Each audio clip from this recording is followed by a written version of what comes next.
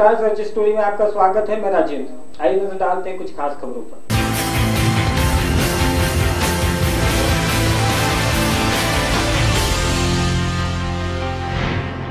Gautam Nagar police को मुखबिर के जरिए सूचना मिली थी कि दो लड़के काले रंग की होंडा यूनिकॉर्न मोटरसाइकिल से जेपी नगर तिराहे पर खड़े हैं। इसमें एक फैजान है जो टीटी नगर क्षेत्र में हुई एक लूट के मामले में फरार चल रहा है।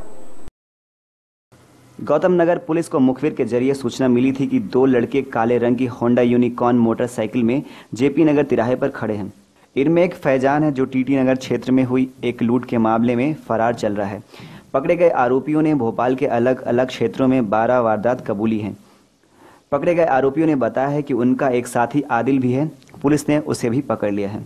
एक 3 सदस्यीय चेन स्नैचिंग गैंग को पकड़ा गया है और बेसिकली इसमें 2 सदस्य चेन स्नैचिंग का काम करते हैं जिनके नाम है आमिर और फैजान, और एक सदस्य आदिल जो सुनारों का काम कर चुका है। तो वो चेनों का डिस्पोजल करके किस प्रकार से मतलब पैसा बांटा जाए ये पूरा इसमें मॉनिटरिंग करता था।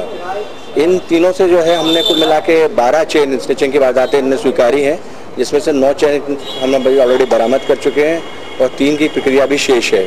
इसके अतिरिक्त 3 अन्य वारदातें हैं जिसमें से एक व्हीकल थेफ्ट की है, एक हाउस ब्रेकिंग की है और एक बैग स्नैचिंग की, वो भी हमने रिकवर इनसे की है। तो इस गैंग से अभी तक 12 वारदातें हम रिकवर कर चुके हैं और 3 में अभी रिकवरी जो है वो पीआर पे हम लेकर इसमें रिकवर करेंगे। इसमें से मैं बताना चाहूँगा कि इसमें जो आमिर नाम का बदमाश है ये पुराना चेन स्नेचर है और दिसंबर 2013 में इसको 2 अन्य साथी हैं जो जुबैर और यासिर, उसके साथ गिरफ्तार किया गया था। तब इससे 14 चेनें मिली थी और अभी हमारी गौतम नगर की टीम है जिसमें एक प्रधान रक्षक अजय सिंह है, उनको एक इनपुट मिला था कि फैजान के साथ मिलकर फिर से अभी ये लेटेस्ट वारदातों को अंजाम दे रहा है।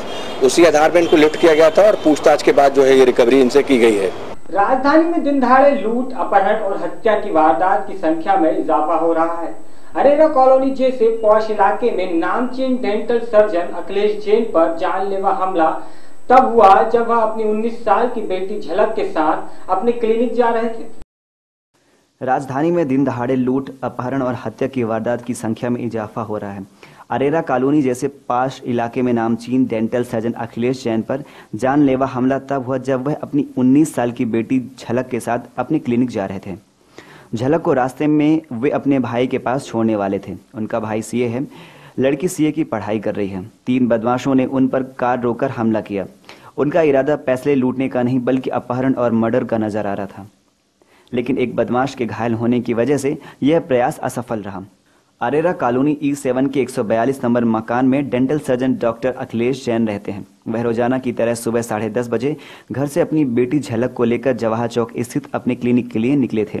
रास्ते में बेटी को अपने चार्टर्ड अकाउंटेंट भाई के यहाँ ड्रॉप करना था।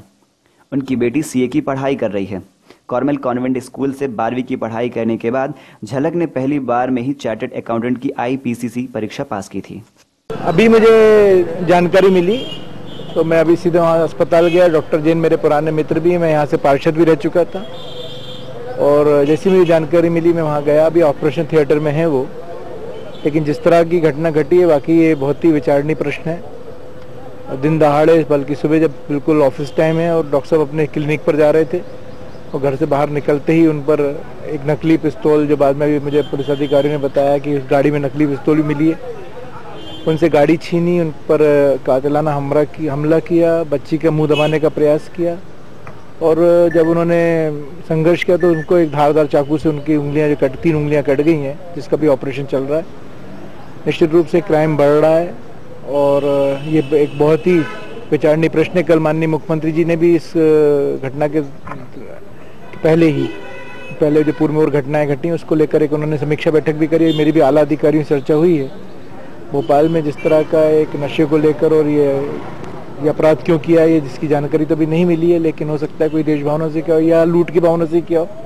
लेकिन कुल मिलाकर भोपाल आज वर्तमान में आज की स्थिति में असुरक्षित सा महसूस हो रहा है, जिसके लिए हम भी चिंता करना, हमारा नैतिक धर्म है, हम चिंता कर रहे हैं। और निश्चित रूप से पिछले दिनों भी जो एक महिला कोलार में जाते जाते उसकी गाड़ी स्किट हो गई थी और उसके बाद हम मददगार बनकर 2 लड़कों ने उसकी गाड़ी ली और हम घर पहुँचा देंगे, जो आज दिनांक तक उस गाड़ी का पता नहीं है।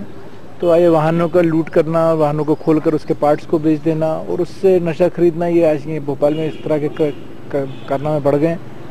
एक पुनः मैं अभी सभी अधिकारियों से अपने नेताओं से चर्चा कर इस पर गंभीरता से हम विषय को लेंगे। हलालपुर स्थित कब्रिस्तान के सामने एक्सीडेंट होने से 2 लोग गंभीर रूप से घायल हो गए हैं, जिसके बाद उन्हें 108 की मदद से हमीदिया में भर्ती कराया गया। हलालपुर स्थित कब्रिस्तान के सामने एक्सीडेंट होने से 2 लोग गंभीर रूप से घायल हो गए हैं, जिसके बाद उन्हें 108 की मदद से हमीदिया में भर्ती कराया गया। हलालपुर स्थित कब्रिस्तान के सामने एक कार चालक ने स्कूटी सवार 2 व्यक्ति को टक्कर मार दी, जिससे दोनों लोगों को गंभीर चोटें आई हैं। 108 की मदद से उन्हें हमीदिया अस्पताल में भर्ती करवा गया है। पुलिस ने कार चालक को गिरफ्तार कर लिया है। बैरागढ़ में सीहोर नाके के पास तालाब में डूबने से युवक की मौत हो गई। युवक की उम्र 15 साल बताई जा रही है। वह सुबह तालाब में नहाने गया था। बैरागढ़ में सीहोर नाके के पास तालाब में डूबने से युवक की मौत हो गई है। युवक की उम्र 15 वर्ष बताई जा रही है। वह सुबह तालाब में नहाने गया था। बैरागढ़ में सीहोर नाके के पास उस समय सनसनी मच गई जब तालाब में व्यक्ति के डूबने से मौत हो गई है। जानकारी के अनुसार मछली मार्केट निवासी आकाश यादव उम्र 15 वर्ष नहाने के लिए तालाब गया था, जहां उसकी डूबने से मौत हो गई है। पुलिस ने शव को पोस्टमार्टम के लिए भेज दिया है। खबरों में फिलहाल इतना ही। और भी खबरों के लिए आप बने रहिए हमारे साथ और मुझे दीजिए इजाजत। नमस्कार।